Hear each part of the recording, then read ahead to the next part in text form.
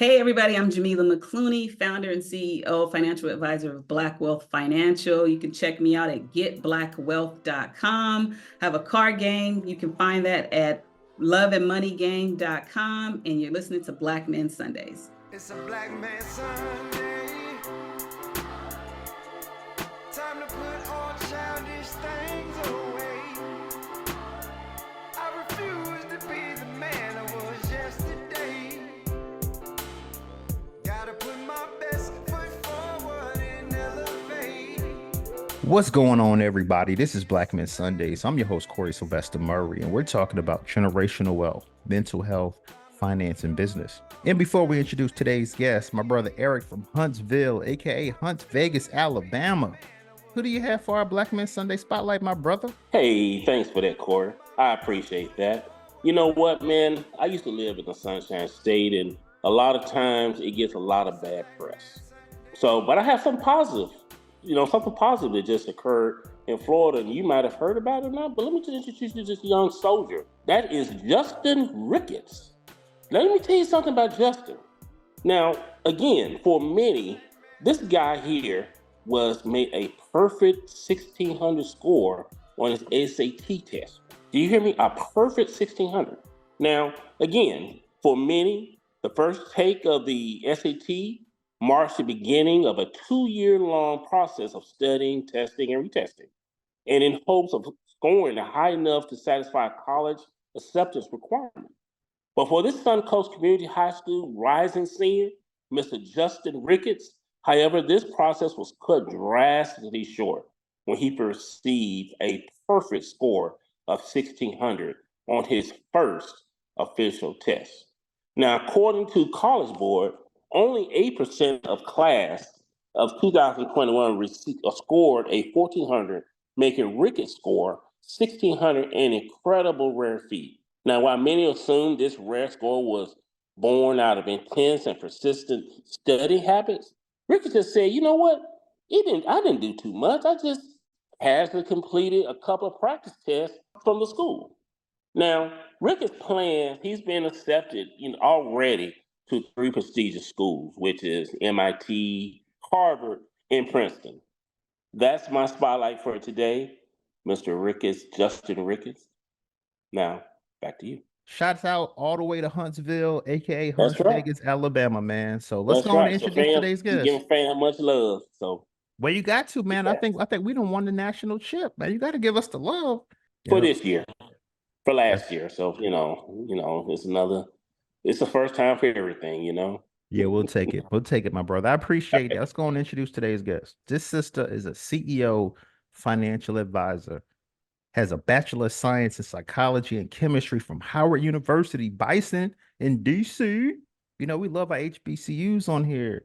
She's the founder, Black Wealth Financial, a relationship-focused financial games and courses. We're going to talk about that today. Hopefully, she has some cards with her today for the love and money. When I think of that, I thought about that Twister song, for the love of money. And I said, okay, I want to know the key features, the quality time. Where can I get the game? Finance anxiety. We talking about that. It's Black Men Sunday. So without further ado, Jamila McClooney, welcome to Black Men Sunday. Sister, how you doing? Thank you, Corey. I am great. Happy to be here. How are you? I'm good. I can't wait to have this conversation. I've, spoken. This is our 108th show on Black Men. 108 shows. That's 108 hours of finance, wealth. We've had accountants, financial advisors, CEOs, C-suite, all the C-suite flavors on here. But I've never had someone that was a CEO and a financial advisor that had a card game for the love and money. And I'm gonna be honest, because this Black Men Sundays, my wife gonna kill me. I was out all day yesterday. She was like, you don't want to be married. Yeah, you paying the bills and all that's cool, but you ain't spending no time with me. So let's jump right in. Let's talk about Black Wealth Financial. What's the impetus of that? How did you even decide while you were in college or just in your life? Like, what made you decide I want to be a financial advisor? Yeah, kind of interesting story. I stumbled across that. I was pre-med at Howard. I wanted to be a doctor my whole life. Everybody knew that from a little girl. used to call me Dr. J coming up because they just knew I would be a doctor. So when I got to college, going through the courses, I'm like, man, I'll be 35 by the time I'm finished with college, just getting started in my career.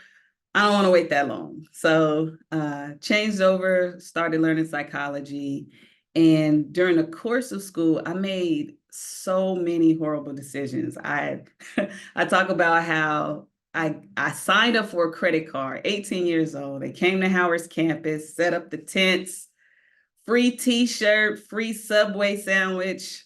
I'm a broke, starving college student. A free Subway sandwich and a t-shirt. I called the homies, like, hey, they giving us, like, we gonna sign up.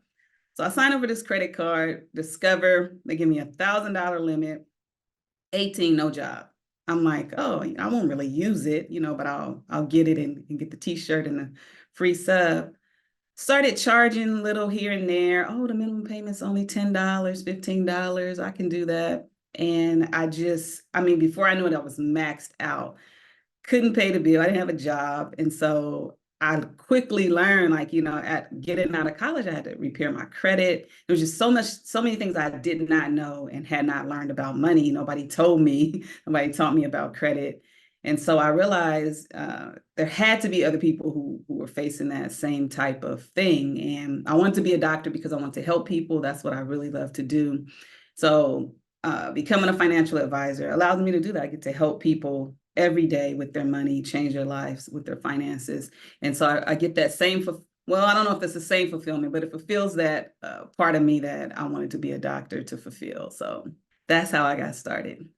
And that's awesome that you said that, because yesterday, Black Men Sundays is not just a podcast. Like, I spoke to some kids about financial literacy yesterday. It's like my first mentee group where we have seniors graduating. So a lot of them going to Bethune-Cookman. I wish they was going to FAMU, but as long as you're going to a HBCU, we good.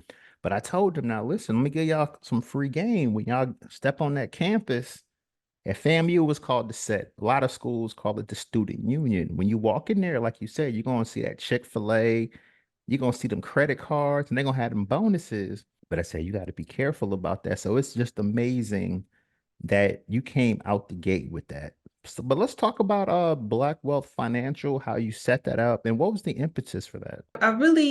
When I first started, I've been doing this is my 14th year as a financial advisor. And my first company was called Money MD, and I catered to the healthcare industry because that's what I was connected to. And I just really got inspired to rebrand and take this thing. I wanted to create a movement. That's why I named it Black Wealth Financial. And so I created Black Wealth Financial, and we've been rocking to just change the money mindset and set these financial principles that we're so far behind in. Definitely. And, one thing that really intrigued me about you, I said, a card game for the love and money. And I'm not gonna lie to you. I was out a long time last night, so that couch is my back hurting right now. I got up at 8 o'clock, cut the grass, listened to the church service, cut the grass, came back in, did research on you. But let's talk about this card game for the love and money. For the love and money, yeah, I noticed when I work with clients, it's very rare that they come together as couples, even if they're married or in long-term relationships.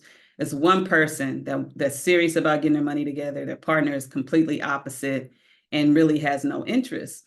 And I thought back to when I would go see clients together, and I remember seeing this woman, and she said, look, my husband doesn't know how much I make.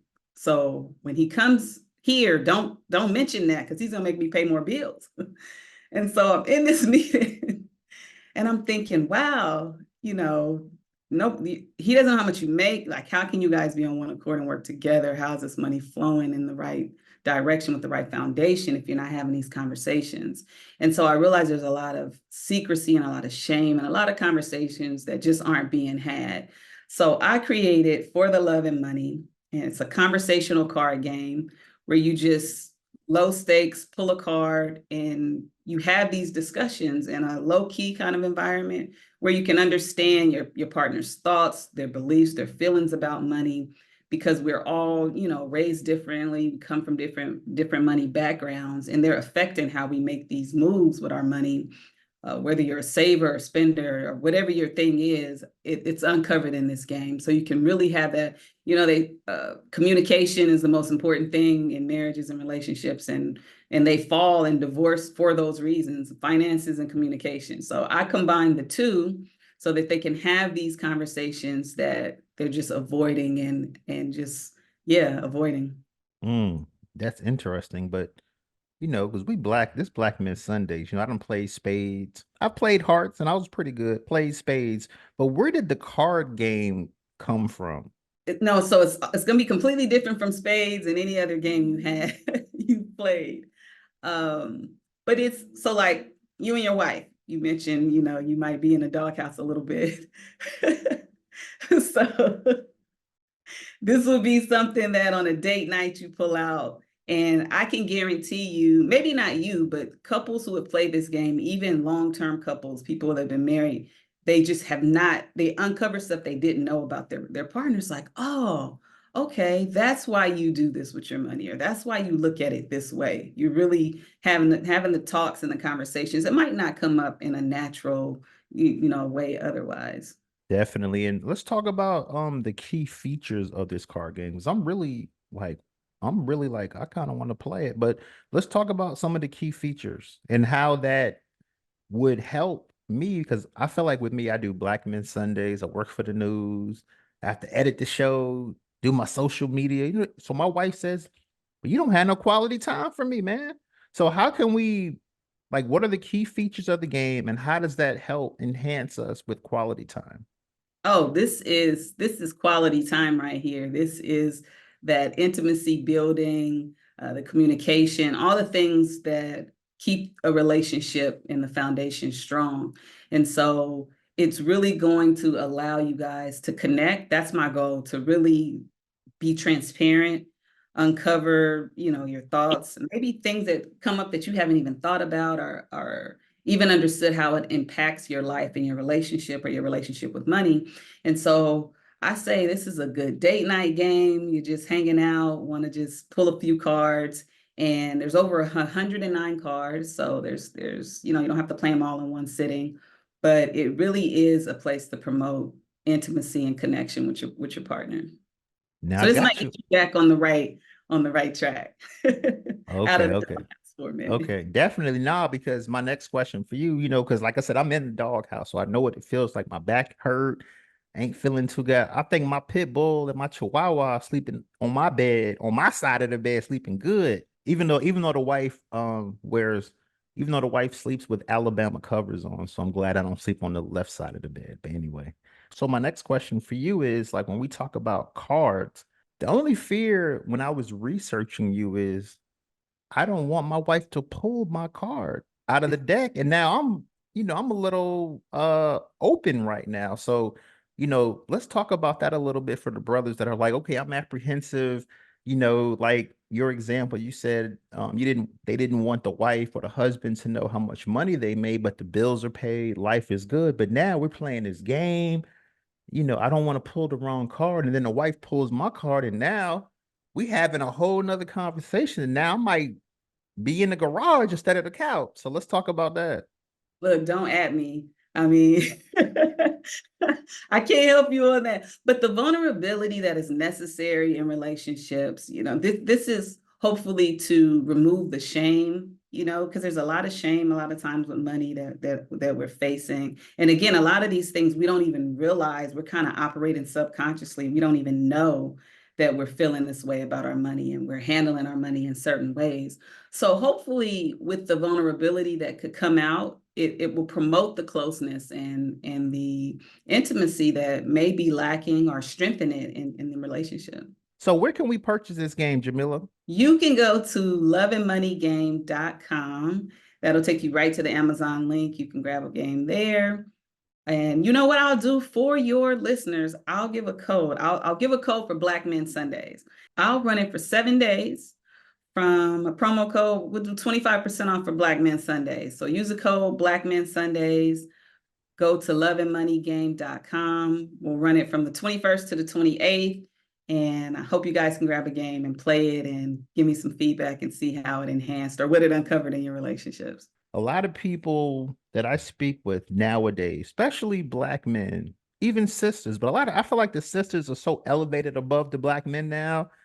I feel like, but and I have a sister on the show, but let's talk about like finance anxiety and like what are some things we can do to reduce finance anxiety? Because I feel like I've had accountants, financial advisors, CEOs come on, and they always say to reduce finance anxiety, just make more money. But I feel like it's deeper than that. So give us some tips.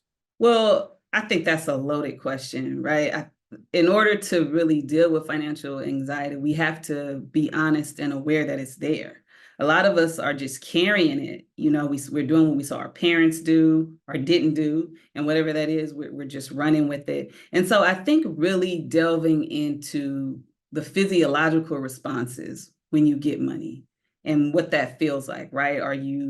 Is your chest getting tight when it's time to pay a bill? Are you not opening the mail because there's a bill in there? Are you just ignoring what's coming up? But I think really being aware and understanding how that affects your body, like therapy, a lot of that comes out in therapy and understanding the underlying issues. So I would say just really, really being in touch and aware so that you can be accountable, because you can make more money, but unless you get the foundation together, it's more problems. You're still dealing with the financial anxieties, right? You might create more debt, or you might, hoard it all. So really understanding how it affects you and looking at your life and looking at how you feel when these things come up and being in tune with that is how we can first identify and begin to tackle the financial anxiety. Yeah, because one term that keeps coming up when I talk about finance anxiety is the Sunday Zoomies.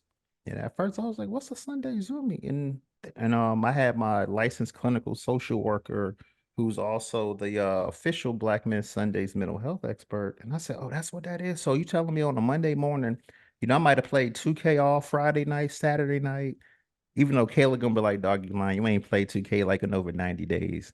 But I'm just saying, I don't play the game. I don't went out to eat. I done had some fun with the friends, but I forgot to take care of something.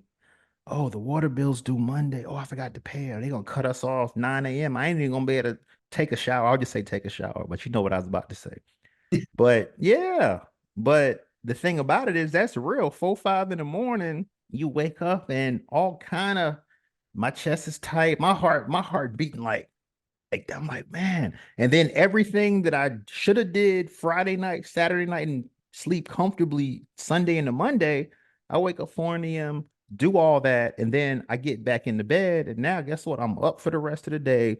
It's 3 o'clock. I have a shoot, and I'm just yawning. So, what advice would you give for the brothers and sisters who have the Sunday Zoomies, not because of procrastination, because I always say procrastination is the killer of your dreams. But when we're talking about finances and bill paying, oh, I forgot to pay that, I forgot to pay this. What can we do to reduce that anxiety level? I think we can make it a part of our routine, right? Maybe Sunday at noon, after church, after breakfast, whatever, that's the day that we sit down and we assess, what do we have due? What's coming up? And we take it week by week. You don't even have to plan it out for the month, but setting alarms in your phone. It has to become a priority, just like anything else in your life. Like you're not gonna forget to go to work. You're not gonna forget to eat. So making it a priority where you sit down and really, the whole point is to face it, right? It's so much easier to ignore and forget and just not pay attention, but really making it a priority and saying, hey, look, even 30 minutes, I'm going to take every Sunday, I'm going to set the tone for my week financially and see what I need to take care of and do. Throw it on auto pay if that's available to you, and making sure that it's set up properly. Yeah, but see, that's my thing. I'd be scared of that auto pay because I might want to go to the club Saturday night. I might pop a couple bottles, eat at a new black-owned restaurant.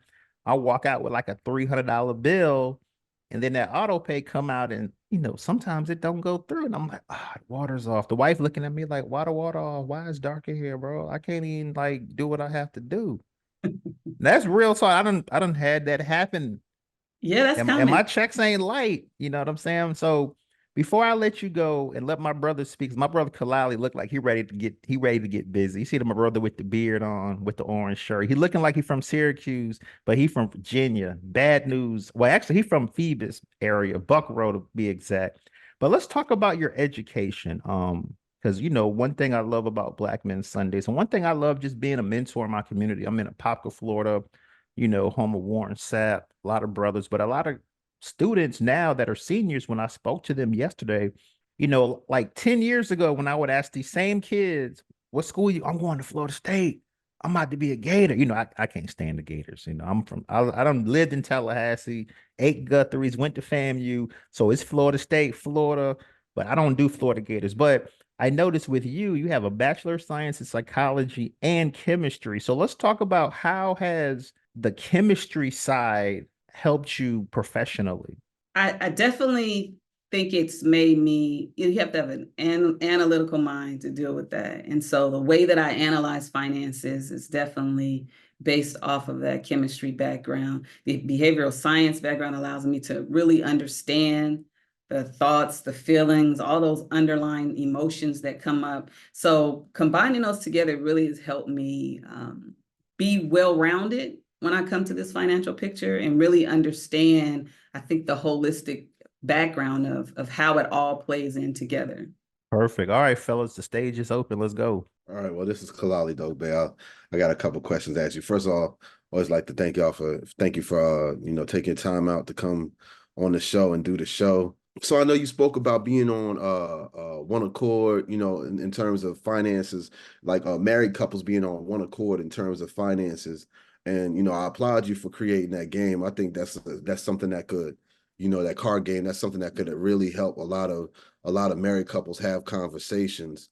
But aside from having the conversations, what do you think, or what have you learned that couples should do to be on one accord with their finances? Like, should they really do things with their money in terms of, like, should they have joint accounts? Should they have separate accounts? I know, different couples do different things, but have you found like some tried and true things that really work? Really good question. I don't really think it's a one size fits all, right? I think it's important to identify what your strong suit is, right? Maybe if you're not the saver, but your partner, your wife is the saver, having that conversation. I think there's a place for joint accounts. There's also a place for separate accounts, both you can't go wrong with, but really having and setting the tone for the expectations. Who's going to pay what percent of it are we paying? What bills are you responsible for? What debt are we getting? How are we going to tackle all this stuff? Having the conversations. Because what I found, again, like I mentioned earlier, we're doing stuff like our parents. I had a friend, their marriage didn't work because her father was the person who cooked in her family. So when she got married, she expected her husband to cook. That's what my dad did.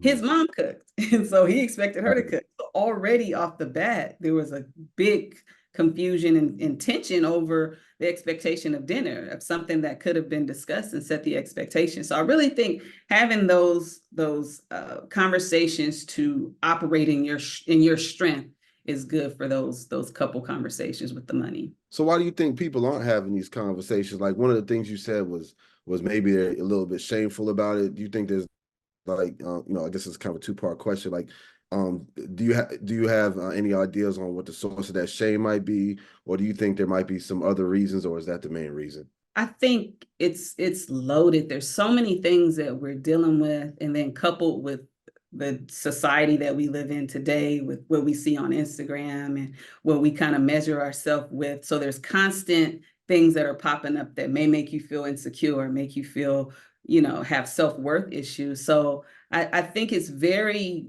difficult sometimes to have that kind of exposure and vulnerability. We don't want to be judged, right? I don't know what your expectation is, how much you think I make or how much debt you think I have. And so I think it's just, there's a lot of trauma under that. I'm taking this certification right now in the trauma of money.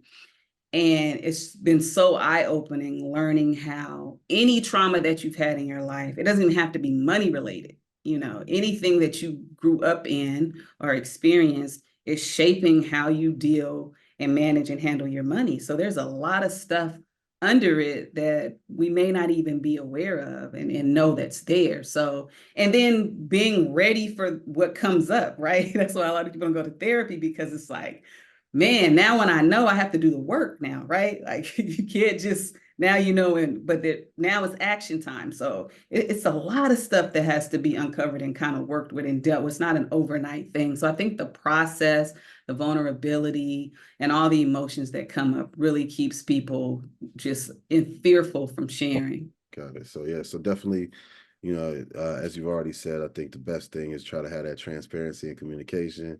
Yeah. Hopefully, your game will help and has helped. Many other married couples to continue to have that transparent conversation.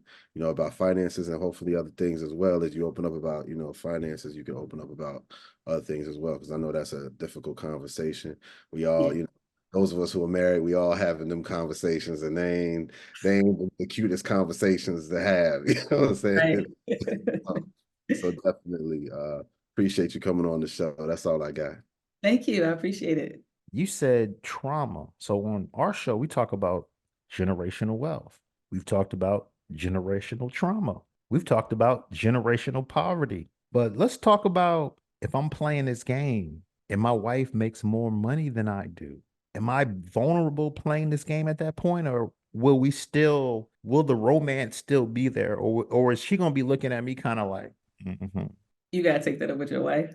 No, I think it will definitely uncover some things and some feelings, but how that's handled, and maybe it becomes a make or break type of conversation, right? And if that's the case, it's something that needs to take place as well. So I think that it spills over in other areas, right? So it may just be about, there may be other conversations that if you're avoiding the money conversations, there's some other conversations you're not having. So it's going to expose you. Some of the questions are built and meant to do that. They're built to expose and open you up to have these types of discussions. But it also, on the same hand, once you do that, it can encourage and build the intimacy and closeness once you are vulnerable and once you are open. So I believe that it could go either way. And I hope, for anybody, it goes in a positive way. And sometimes if it ends up that it's the end, then it was good to have that conversation as well. Definitely. And I'm gonna give you the easy question now. Are you enjoying yourself on Black Men Sundays? I'm having a blast. I'm not even thinking about the game being on right now. Wow. Wow. That's awesome. Yeah, because I'm a little gently uncomfortable asking this next question, but when I realized you were going to come on, a brother emailed me and he said, okay, my wife makes more money than me, but there's no intimacy. We're like roommates. I pay the bills, she does what she wants, but when I want some of that Friday night love, she looking at me like, nah, your check a little light. Wow. Yeah. So when we're talking about Black Wealth Financial and you haven't fully had the conversation with the bills are being paid, the lights are on, the water's on, the grass is cut, the palm trees is cut, you got new gate, all that with inflated prices. But I feel like nowadays, Black women, and we've had sisters on the show, we've had brothers that say sisters are running the game. Sisters have master's degrees, PhDs. I had a brother last week, Dr. Chuck Wallington, in the C-suite, read his book. He said white men hold 95.5% of board chair positions versus Black men only hold 3.9% behind white men and African American women. So that means the sisters are elevating, and I love that, because I remember a time where sisters were underpaid, but now that sisters are carrying now, it's like NBA 2K term. If you just have a big man, you have a little point guard with a 99 3-point shot, 99 mid-range, they can carry you and score all the points. But I feel like a lot of brothers are looking at these sisters and they're intimidated. So what can we do as Black men to not just secure a sister that's winning, but to be confident in that relationship so that we don't feel less, we feel congruent. You know what I mean? That's a great question. I see that a lot. I see that in the couples that I deal with. There's a huge income gap between the women that I work with and who they're choosing to be in relationships with. But that was just like college, right? When college, that goes back to systemic trauma again, that Black men, education system, we could talk about that all day. But again, the importance of those conversations, because it may not always need to come down to who makes more. And like you said, in a situation, he makes more than, I mean, he's paying the bills, he's handling everything. But having those conversations about how that makes him feel, right? And what his expectations are and what she's feeling. She may not even, is she really having these and cutting him off on Friday nights because he makes less money? Like really having the conversations. And that's why having them can uncover these issues and what the real underlying, because when we're holding stuff in, you know how that is, we're holding stuff in and then you're blowing up over something that was tiny, but it's because there's bigger issues, bigger stuff you're not really getting off your chest. So having those conversations to even understand, is that really a problem? Because it doesn't seem like that's a problem in that scenario. He's taking care of everything that he can, but there's balance in relationships, right? There's strengths and weaknesses. And maybe if he's not the higher earner, there's other things that he does and he does well. So it's about the balance and the give and take. And I don't think it's always about the check to check comparison. I love that answer. I love that answer. And last question for you. I haven't played the card game. Can I just get a little example, a little sample of the card game? Okay. One question, light question. Did you get an allowance as a kid? Right. So that just uncovers a lot. Do you want to give your kids allowances? How much did you get? Do you know your credit score? You know, one of the questions, how much money do you think I make? Because a lot of people, you don't even know what somebody earns or what's coming in. So those types of questions. There are some deeper questions, you know, tell me about a time that, a good question based off of what you just asked is, what's one thing that you wish I understood about you and your money? What's the best gift I ever got you? Like some of those just really, you know, things you may not even think about, or you're just kind of doing on autopilot that, you know, I keep buying my wife this, she doesn't even like this, but you can have it in a game setting where it's not that serious, it's not tense, we're not beefing, we can really just be open and have a conversation in a fun way. Wow, yeah, I'm ready to play this game now. I'm ready to play. I'm gonna play mine on a Friday night. See, I ain't cute like my man Kalali might play that game like on a Monday, and I'm gonna wait till Friday, Saturday. So if I'm in the doghouse when Monday come, my back ain't gonna be all stiff, and I got to carry a camera for like 8 hours on a Monday. So Jamila That's smart. McClooney, Smart. definitely. So Jamila McClooney, thanks for coming on Black Men Sundays. I appreciate you. I appreciate your time.